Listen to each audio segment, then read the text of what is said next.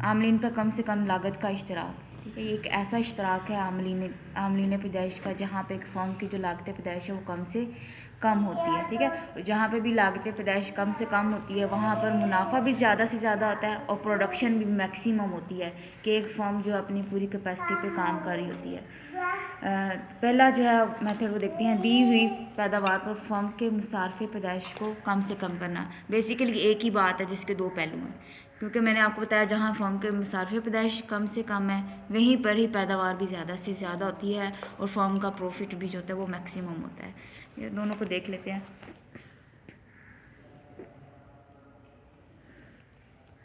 यहाँ पे आ जाएगा सरमाए की इकाइयाँ, कैपिटल कितना लगा रही फर्म, और ये आ जाएगा मेहनत की इकाइयाँ। अब फ़र्ज़ कर लेते हैं हम एक फर्म है, उसके जो रिसोर्सेज हैं, जो उसका बजट है वो है तकरीबन हम कहते हैं रुपीज़, उसके पास है 1000। ठीक है, 1000 है उसके पास, उसने सरमाया भी लगाना, उसने मजदूर भी लगाने हैं। फ़र्ज़ करते हैं कि जो मेहनत की इकाइयाँ हैं या वेजेस हैं मज़दूर को दी जा रही वो है 250। ठीक है, इसका मतलब है कि अगर फर्म मज़दूर लगाती है तो वो मैक्सिमम कितने लगा सकती है, 1000 डिवाइडेड बाई 250, 4। ठीक है, अगर वो सारे अपने वसाइल मज़दूरों पे लगाए, सिर्फ उनको वेजेस दे तो वो तकरीबन 4 मज़दूर लगा सकती है। और अगर हम फ़र्ज़ कर लेते हैं जो शरह सूद है या जो सरमाए की कीमत है वो हमारे पास है 500। ठीक है, अगर वो सिर्फ सरमाया ही लगाती है, कैपिटल ही सिर्फ लगाती है तो वो कितना लगा सकती है, 1000 ओवर 500 तो कितना आ जाएगा 2। ठीक है, तो ये उसकी क्या है, ये उसकी लिमिट है मुसावी, जो उसके मुसारफ है या उसका जो लाइन है, बजट लाइन है, किसी के दौरान रहते हुए उसने अपने मजदूर भी लगाने हैं, सरमाया भी लगाना और अपनी पैदावार को ज़्यादा से ज़्यादा करना है। एक लाइन खींचते हैं हम, यहाँ पे लिख देते हैं ये 2 है और ये क्या है 4 है। अब हम फ़र्ज़ कर लेते हैं कि एक जो है बजट लाइन इससे नीचे वाक़या है और एक बजट लाइन इससे ऊपर है। ठीक है, यहाँ पर इसकी फर्क ज़्यादा हो जाती है। एक हम जो मसावी पैदावार का जो ख़त है वो खींचते हैं,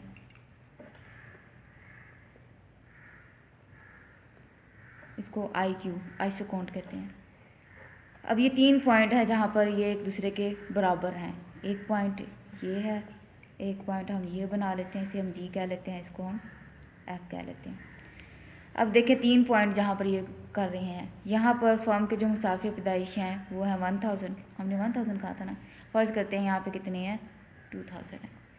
तो एक फर्म कहाँ पर अपनी प्रोडक्शन करेगी, ई पॉइंट पर, क्योंकि यहाँ पर उसके मुसाफिर पैदाइश क्या हैं, कम है और जो उसकी पैदावार है वो भी इससे ज़्यादा से ज़्यादा हो जाएगी।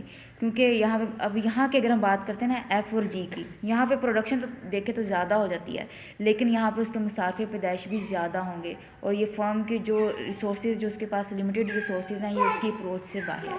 ठीक है, ये उसकी पहुँच से बाहर है कि वो उसके पास 1000 है तो 2000 तक कैसे वो हायरिंग कर सकती है। तो एक फर्म जो है वो नुक्ता ई पर काम करेगी, यहाँ पर उसके मुसाफिर पैदाइश कम से कम है। अगर हम इससे नीचे इस पॉइंट पर आते हैं तो यहाँ पर हमारा आइसोकोंट कर्व नहीं है। दूसरी बात, जो आमलीन का कम से कम लागत का इश्तराक है,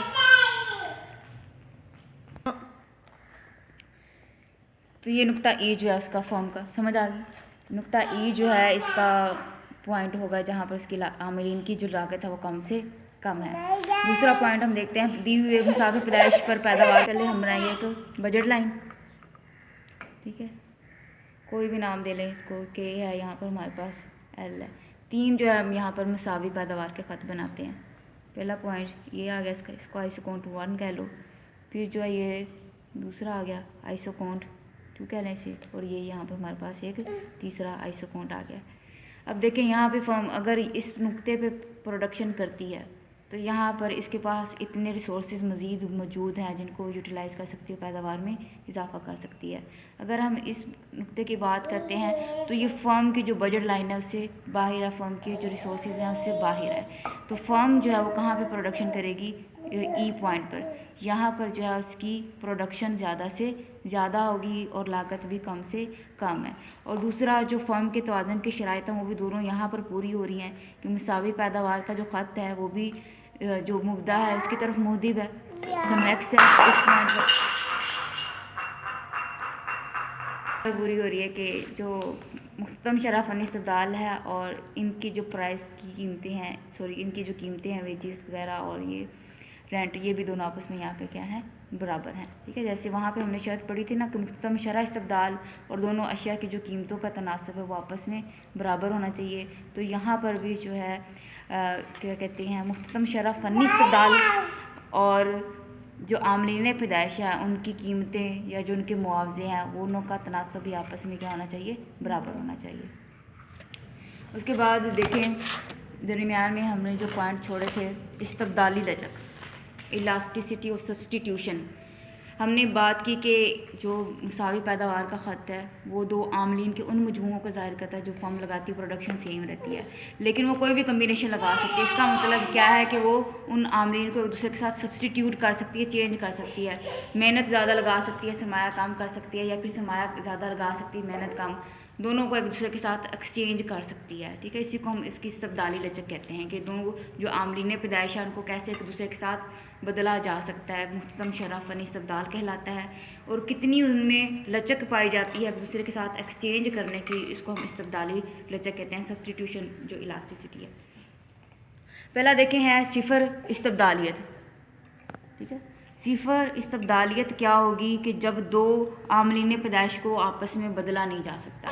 कोई भी प्रोडक्शन हो रही है और वो प्रोडक्शन ऐसी है जिसमें हमें मेहनत की भी ख़ास इकाइयाँ चाहिए, सरमाए की भी ख़ास एक मकदार चाहिए, एक कम्बिनेशन है जो फ़िक्स है और उसको तब्दील नहीं कर सकते, तो उसको हम कहते हैं सिफर इस्तबदालियत। मतलब ऐसा नहीं हो सकता कि हम मज़दूर ज़्यादा लगा लें और जो है सरमाया काम कर दें, उनकी आपस में कोई सब्सटीट्यूशन नहीं हो सकती, सिर्फ एक ही कम्बिनेशन है जो फर्म को लगाना पड़ेगा। तो वहाँ पर जो इस्तबदाली लचक है वो सिफर होती है। इसकी एग्जांपल आप यूँ ले सकते हैं कि जैसे आपके सब्जेक्ट हैं, आप इकोनॉमिक्स भी पढ़ रहे हैं, कंप्यूटर भी पढ़ रहे हैं। अब आपके पास इकोनॉमिक्स की टीचर का होना भी ज़रूरी है, कंप्यूटर का भी होना ज़रूरी है, इंग्लिश के लिए भी होना ज़रूरी है। ऐसा नहीं है कि आप कंप्यूटर ज़्यादा पढ़ लें तो इकोनॉमिक्स को कम कर दें, हर एक को टाइम देना ज़रूरी है, किसी को भी आप एक दूसरे के साथ सब्सटीट्यूट नहीं कर सकते। तो इस सूरत में जो मसावी पैदावार का ख़त है वो एल शेप का बनता है। ठीक है, ऐसे इसमें किसी को भी किसी के साथ बदला नहीं जाता, यहाँ पे कोई सब्सटीट्यूशन नहीं है। यहाँ पे लेबर है हमारे पास और यहाँ पे कैपिटल। दूसरा एक केस है मुकम्मल इस्तबदालियत। ठीक है, मुकम्मल इस्तबदालियत क्या होती है कि जब आप आमलीन पैदाइश को परफेक्टली मुकम्मल तौर पर एक दूसरे के साथ बदल सकते हैं। आप सिर्फ मुकम्मल इस्तबदालियत, ठीक है, ये तब होगी कि जब किसी भी जो अमले पैदाइश है उसमें एक ही कम्बिनेशन जिसमें आप उनको परफेक्टली एक दूसरे के साथ बदल सकते हैं। सिर्फ मेहनत से गुजारा हो सकता है या फिर सिर्फ सरमाए से ही गुजारा हो सकता है, कोई भी एक कम्बिनेशन लगा के जो काम किया जा सकता है, इसे हम कहते हैं मुकम्मल इस्तबदालियत।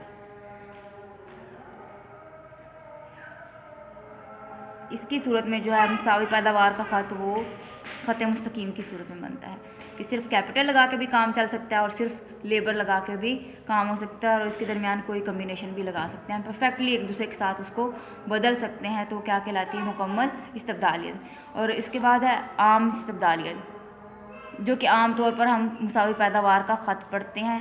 नॉर्मल केस में जैसे होता है कन्वेक्स, ठीक है, तो आम तौर पर ये कन्वेक्स होता है जिसमें दोनों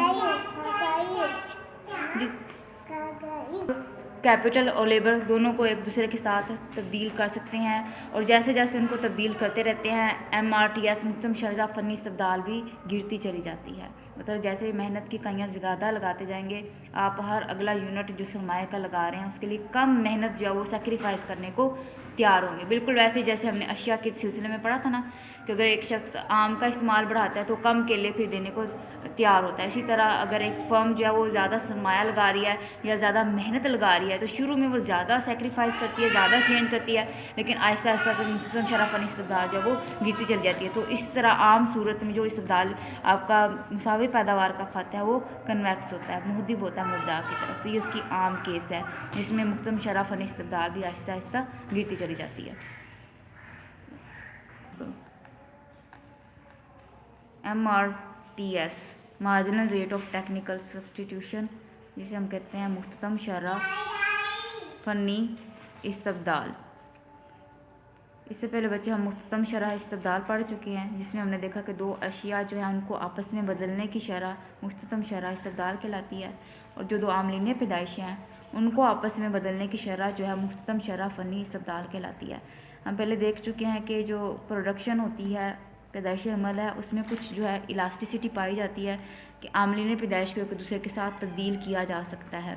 तो जो आमलीन पैदाइश है, मेहनत है, सरमाया है, इनको आपस में जो बदलने की शरह है, किस रेट से एक दूसरे के साथ एक्सचेंज कर सकते हैं, कितना अगर मेहनत हम ज़्यादा लगाते हैं तो सरमाया कम करना पड़ेगा, इसको हम कहते हैं मुख्ततम शरह फ़नी इस्तबदाल। ठीक है, जैसे हमने पहले गोशवारे में देखा है मेहनत, सरमाया, और यहाँ पर हम लिख लेते हैं MRTS मुख्ततम शरह फ़नी इस्तबदाल 1 2 3 और 4। यहाँ है हमारे पास 10 6 4 और 1। हाँ जी 10 6 सॉरी यहाँ पे है हमारे पास 3 और ये है 1। अब पहले देखें, पहले तो कोई सब्स्टिट्यूशन नहीं है। अब अगर अगला मजदूर लगाता है वो, तो उसको कितना कैपिटल कम करना पड़ेगा? 4। ठीक है, सरमाए की 4 इकाइयाँ उसे कम करनी पड़ेंगी। फिर मज़ीद अगर वो एक मज़दूर लगाता है तो उससे सरमाए की 3 इकाइयाँ कम करनी पड़ेंगी। मज़ीद एक मज़दूर लगाता है तो उससे सरमाए की 2 इकाइयाँ कम करनी पड़ेंगी। यही जो रेट है एक दूसरे के साथ बदलने का, ये रेशो जो है वो क्या कहलाती है? मुख्ततम शरह फ़नी इस्तबदाल। और ये भी क्या है? तकलीली है, गिरती चली जाती है, क्योंकि जैसे जैसे वो एक आमले पैदाइश ज़्यादा लगाएगा उसकी मुख्ततम मादी पैदावार गिरती चली जाएगी। यही वजह है कि फिर वो दूसरा जो आमले पैदाइश है उसकी कम इकाइयाँ जो है वो छोड़ने को तैयार होता है। यहाँ बच्चे ये नेक्स्ट जो आप बुक से भी देख सकते हैं, MRTS को निकालने का फार्मूला क्या है? डेल्टा के और DK और DL। ठीक है, जो कैपिटल है उसका किस हिसाब से डेरिवेटिव लेना? अपने लेबर के हिसाब से। कैपिटल में कितनी तब्दीली आ रही है, सरमाए में कितनी तब्दीली आ रही है, और लेबर में कितनी तब्दीली आ रही है, ऐसे हमारे पास जो है वो MRTS या मुख्ततम शरह फ़नी इस्तबदाल जो है वो आ जाती है। और ये जो है इसको जैसे जैसे हम जैसे यहाँ पे आप देख सकते हैं गोशवारे में डायग्राम में, ठीक है, ये डेल्टा लिखा हुआ है, ये डेल्टा K आ जाएगा और इस तरफ जो है डेल्टा L आ जाएगा। ठीक है, K में कितना चेंज आ रहा है? 4 से 2 पे 2, और L में कितना इजाफा हुआ है? 1 का 2/1 हो जाएगा। इसी तरह फिर ये डेल्टा L गलत लिखा हुआ है, यहाँ पे डेल्टा K आएगा। ठीक है, दोनों उसने डेल्टा ये डेल्टा K है और नीचे क्या डेल्टा L आ जाएगा। फिर डेल्टा K और डेल्टा L जो है वो आपके पास क्या आ जाएगा? MRTS। ये ऐसे क्या हो रहा है? कम हो रहा है।